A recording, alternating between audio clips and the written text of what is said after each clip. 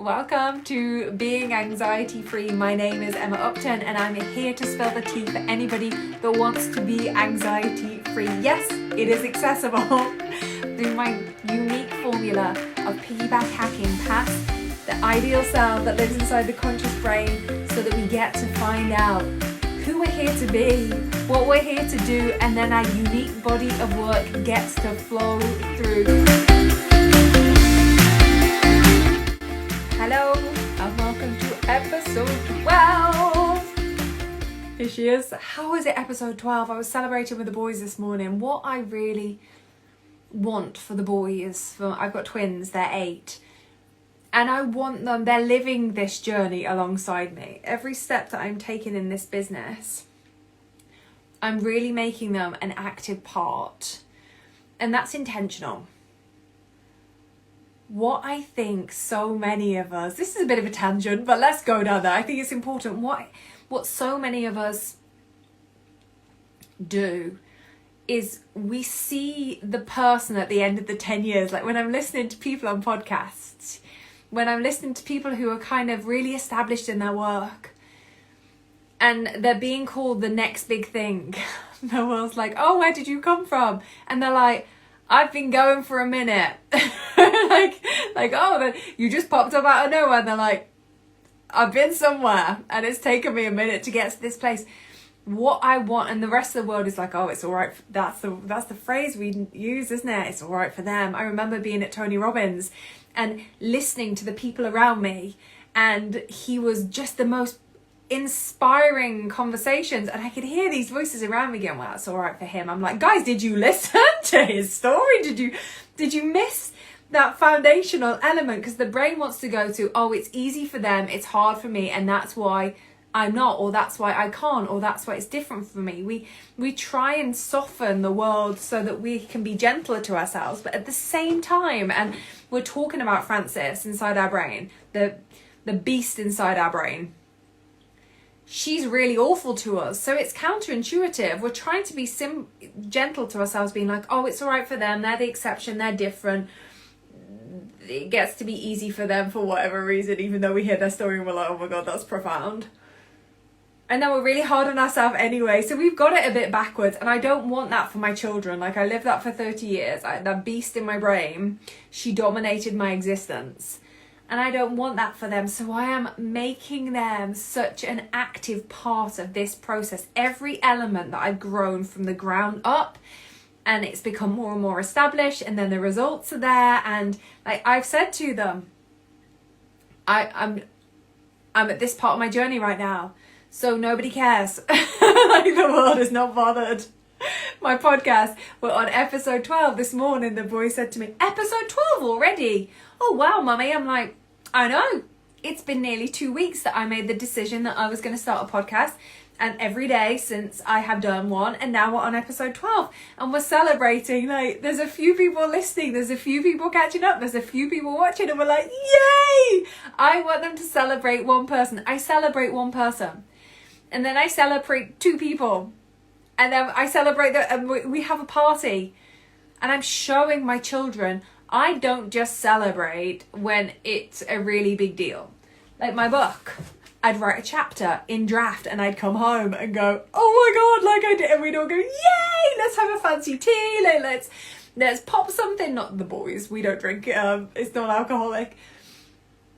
That every step of the way. So I loved it that the boys were like, how many people have listened? I think the most somebody's listened to a podcast episode is like 25 times. I'm like, oh my god, episode 12 and somebody's like 25 times, that's amazing. Yes. Why is that important to do in our world? Because then it stops us saying the story of, well, it's all right for them, they just get to, and I don't, because I'm doing stuff and it's not working. I'm doing stuff and I'm not getting the feedback that I want. I'm doing stuff and nobody gives a hoot. That's everyone. That's all of us at the start. And there's a really loud voice inside our brain. There's a really loud voice, and her name is Frances, and you can see her there. I have created in my work because I have such an overthinking brain, traditional ways of going about like getting a handle on your brain didn't work for me. So I invented something that worked, bringing color, bringing a sensory experience to my life, and making it a really fun and engaging light topic, like all the opposite things of what we're taught mindset is meant to be. So I've created these characters so that I can see my brain. It's like my brain in a book. This is what it is. And I can see these characters. So when that notion comes up of, because I have a human brain, oh, it's easy for them. It's easy for them. It's different for them. Like when you see them at the end of their journey, that's Frances. She's a fiend inside your brain. The leading lady of your life. Frances is the third and final part of the trio of terror. So the other two being Monkey Mind Bob. He's greens and peppermints. I have my peppermint tea here. My Bob is a knob. He's relentless. Then there's the triggered toad, who is always on the hunt for dopamine from just getting triggered and angry and frustrated and mad and all of those things with the world. So they're the first two. Now, Wednesday, the third spoke in the wheel, is Frances. And she's a fiend. And Oxford describes her as being such an evil spirit or demon. Now, I then go on to say, don't go freaking out. She's not the literal devil, lol. She's just devil-like in her behaviour towards you. She is the one that spoils all good things. What I have realised on this journey to now, and what I'm going to continue to devote myself to on my journey to wherever I'm meant to be going next, is what Frances wants to say is, it's the end thing that is the answer that you're looking for. And if you are not showing up as the end product right now from day one, forget it. And you know those people who you're looking out there and you're like, oh my God, they've got it sorted. Like they are popping, their business is immense, their Instagram account is off the chain, they are doing all the things I want to do. Jealousy, envy, looking at like, why aren't I doing that? Oh, it's all right for them. That is all Frances.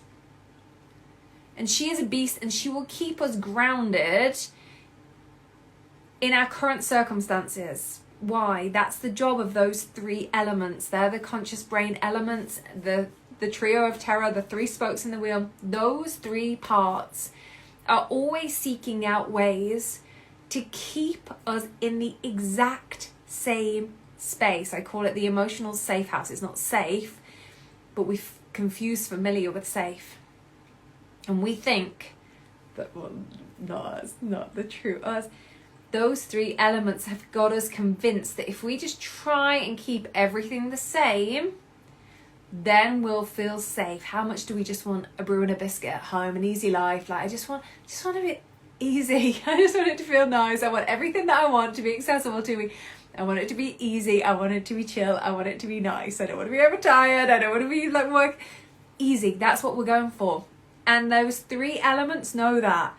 So they've tricked us into thinking that keeping everything the same, it keeps us in our emotional safe house and we'll feel safe. Only when we reflect on this and we get real with ourselves, it's like, how good does life feel when we're always finding routes and avenues to come back to right now? I had this realization of like, oh, not very. I'm trying to over-organize, over-analyze my whole life and everybody in it so that it's perfect, and I've got everything that I could be happy for, and I just don't feel any levels of fulfillment. Like, what? When we've got a brain, and we all have it, that's always trying to bring us back to the familiar, our safe house, we never seek to expand beyond it because it feels uncomfortable. You know this, when you push the limits of what's familiar, it feels uncomfortable. And Frances is there going, we can't, this is too uncomfortable, it's too dangerous, quick, abort mission, get back to safe house. So when we're looking out into the world and we're seeing these incredible beings that are doing incredible things, if there's envy or jealousy there, that is an absolute clue to move towards it. My coaches that I've worked with, one of the first feelings that I felt was envy or jealousy. And I'm like, oh my God, That means they got something that I haven't. I want to explore that. I want to see what that is. I want to get curious and interested in that, because that's my brain saying, don't go there, or don't start entertaining that. Because if we do, we're going to expand beyond what's safe, what's known, and what's comfortable, even though it's not. If we start to expand into those spaces, the brain goes in overdrive saying, you're going to go into the bear pits. We're going to die. Don't do it. And we have to become, I call this process awakening the inner power, of being able to recognize those 3 elements inside the conscious brain, Bob, Francis, and Toad, and being able to go, I'm not listening to you.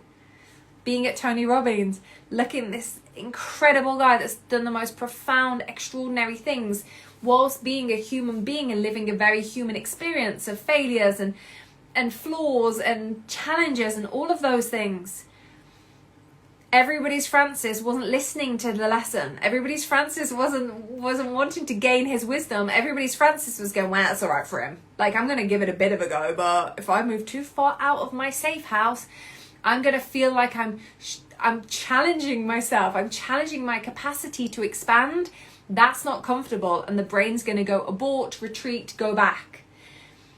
Tony Robbins is Tony Robbins because he felt that resistance, and he went, I'm gonna go look. I'm gonna go explore. And Francis, the witch in the brain, and not a white witch, is going, no, don't bother, da da da, da da da. Whatever it is she's got to say, and you'll know as I'm saying this, if you're listening to what's going on inside you, and if you're not, I strongly suggest, if being anxiety free is something that you really like the idea of, heightening our awareness around, like, what is going on then? Like, what is this, Frances? Let me have a look. And if you want to know more about her, I can send you, I've got some free downloads that I can send you if the book doesn't feel good. I've got like an overview where you can get an idea of Frances and be like, okay, is she banging on in my life? Is she ruining good things for me? Is she getting in the way of spaces and places that I am meant to be moving towards? Let me get curious. Let me wear my pinks. Let me get my watermelons out. Let me start to get curious about what she is up to. Then we get to start to ask the questions of,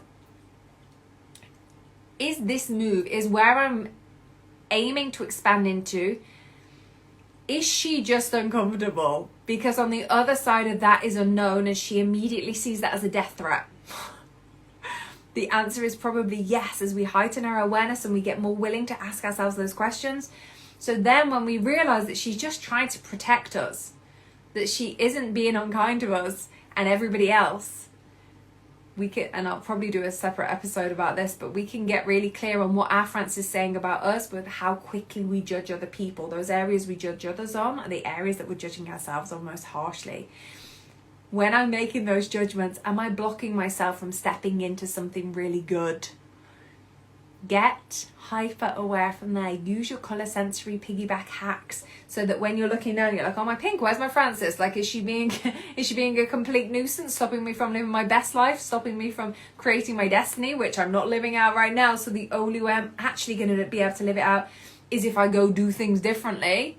Because this can't be my destiny. There's more than this, right? Like that energy, that angle, those feelings of it. If you get real with yourself and you're like, right, my destiny doesn't live here. I wonder where else she's blocking me.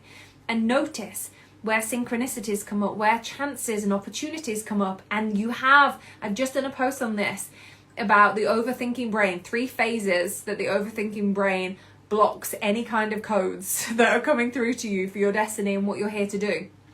Where is she getting in the way? Where is she being a code blocker? Maybe that's what a new name is. And remain open. You've got about 5 seconds before she comes in and goes, no, horrible idea, we're not going to. 5 seconds, so count and watch and be like, oh my God, now I think it's the worst idea ever. How curious, my brain's going back to that emotional safe house. I'm trying to go back to that same place and state again. I wonder what would happen if I don't do that over and over again until one day you go, oh my God, I am not listening to you anymore. You have fully awoken that inner power that lies within us. Or when you get to that space and place where you can hear what your brain is saying, like, don't do it, it's too scary. What the hell's going to be on the other side of it? It's dangerous. What are people going to say? What if I fail? All of that, Francis. And then Bob gets hold of it and just goes spinning in the trees with it, like making it bigger and more horrific. That's Francis, and you can decide. Then at that point you get to decide, am I going to listen to you? I did for 30 years and I existed my way through life, creating really extraordinary things, but I did not feel alive with life. I did not wake up in the morning and think, what is today? What do we get to do? It was like, oh God, is it the weekend? If it's not, it's bad. And I spent the whole weekend worrying about Monday. Oh, Emma. Listen out for Francis. Where is she being a code blocker? That's a new name for her, isn't it? The code blocker. And then ask yourself, use your pink sensory hacks, ask yourself, do I want to listen to this fiend that is just dedicated to survival and keeping me alive? Or do I want to get to the end of my life and say, that was great. I could not have thrown myself into more situations if I tried. I learned a lot. I fell flat on my face more times than I would have liked to. But oh my God, I'm alive and I'm living. She does not want you to live a life like that. But you get to. But you have to notice her and actively choose not to listen. I hope you do, because life gets so much fun as and when we learn to awaken that inner power. So go have the most glorious Wake Up Wednesday. From me and she. I love her. Happy Wednesday, everybody.